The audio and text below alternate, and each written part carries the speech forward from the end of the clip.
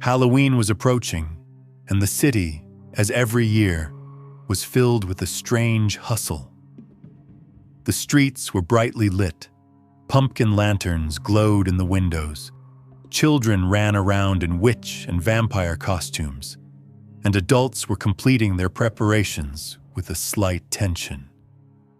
I, however, still hadn't found a costume. While my friends went into a few shops to grab cheap capes and plastic masks, I spent hours standing in front of the shop windows. None of them felt right. They were all the same, artificial and boring. This Halloween, I wanted something unforgettable, disturbing, and impressive. One day I passed by a shop on one of the back streets of the city, a place I had never visited before. Its glass was dusty. The interior looked dark and removed from the crowd. On the shelves, old capes, masks, and costumes were scattered in disorder. When I stepped inside, the silence was almost oppressive. The wooden floor creaked slightly, and the piled-up fabrics on the shelves gave off an old, intense smell. Among the costumes, one caught my attention. It was old, worn, but the details on it were different. When I picked it up, the smell hit me. Strong, sharp, stirring something inside me, and revolting. I stepped back for a few seconds, but then reached out again. The shopkeeper, an old man, silently came to me. Looking into my eyes, he handed me the costume with a faint smile. "This will be your favorite costume. It was very difficult to make. How did you make it?" I asked. The man shook his head, but did not answer. Both fear and curiosity grew inside me. I had to buy that costume. I paid and took it home. When I opened the door and entered, I placed the costume on the table. I looked closely. The stitches were crude but sturdy, the fabric stiff and heavy, almost leather-like in texture. When I touched it, it stretched slightly but returned to its original shape. Its smell was still intense and sharp, heavy enough to make breathing difficult. Halloween Day arrived, and the streets were crowded. Children were shouting, adults were laughing, and lights and decorations created shadows. I put on the costume. I looked at myself in the mirror. It completely covered my body, the stitches uneven but perfectly fitted. My friends noticed. "Wow," they said. But the way they wrinkled their noses showed they were disturbed by the smell. For me, that smell had become an almost suffocating weight. Even breathing was difficult. As the night progressed, the crowded streets filled with music and laughter. My eyes kept returning to the street where I had bought the costume and to the old man. A feeling inside me told me I had to go there, to satisfy my curiosity. When I reached the street, I saw from a distance. The man was pulling someone by the arm into his house. My chest tightened. I silently slid into the street and entered through the door. The door creaked slightly. I held my breath and made my steps quiet. The house was old and dusty, like the shop. Costumes were scattered on the table. The stitches were deep, the fabric stiff and heavy. Some pieces seemed as if they were hidden. My eyes fell on a person lying on the floor, unconscious. They weren't moving. Breathing was difficult. I approached, waved my hands lightly, but did not touch them. The smell filled my nose, pungent, sharp, and intense. My heart raced, my hands were trembling. A feeling inside me screamed, "Run!" I took a deep breath, stepped back, headed for the door, and walked quietly outside. There was no one in the street. I walked toward the trash container behind the building. I grabbed the costume with my hands. It was heavy and cold, its smell still strong. I threw it into the container. It hit the metal edge lightly as it fell. I took a deep breath and walked home without looking back. When I reached my home, I closed the door, turned on the light, and opened the windows. I felt relieved. The fear and heavy smell were behind me. The Halloween streets were still lively, but now I was safe. Or so I thought. The next day, I went out for work. As I walked down the street, my eyes fell on the old shop. The dusty glass and old shelves were still in place. But something caught my attention. A new costume was hanging on display. At first glance, it seemed ordinary, but as I got closer, my chest tightened. The texture of the fabric, the smell, it all felt familiar. And at that moment, I realized, inside the hanging costume, there was a shape resembling the face of the unconscious man. His eyes were closed, as if he still hadn't woken up. My blood ran cold, my breath caught. I had thrown the costume away, but the horror seemed to have returned. I stepped back, silently crossed to the other side of the street. People walked by, unaware.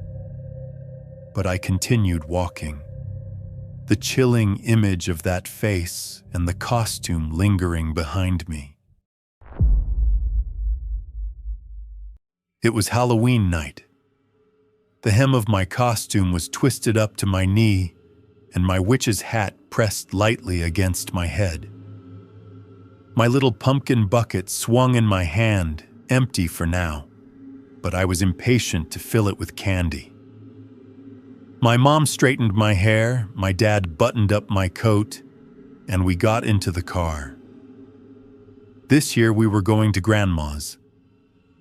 Grandma always loved Halloween. She decorated her house and gave candy to every child who came by. As we drove along the village road, we could see children running outside, shouting, wearing paper witch hats and ghost costumes. The crunch of leaves under their tiny feet and the occasional squeal of excitement made the night feel alive. Grandma's house looked inviting in the pale yellow light of the garden lamp, with pumpkins lined up in the yard. The windows glowed softly, and I could see shadows moving inside, though I knew it was probably just Grandma preparing for the trick-or-treaters. When Grandma opened the door, I looked at her. Her eyes seemed deeper than usual, almost hollow, but she was smiling. "Welcome, sweetie," she said, her voice a little raspy but kind. Inside, the warm air mixed with a faint smell of tea and something sweet, like cookies. I felt a little more at ease, though a strange shiver ran down my spine. Grandma led us into the living room.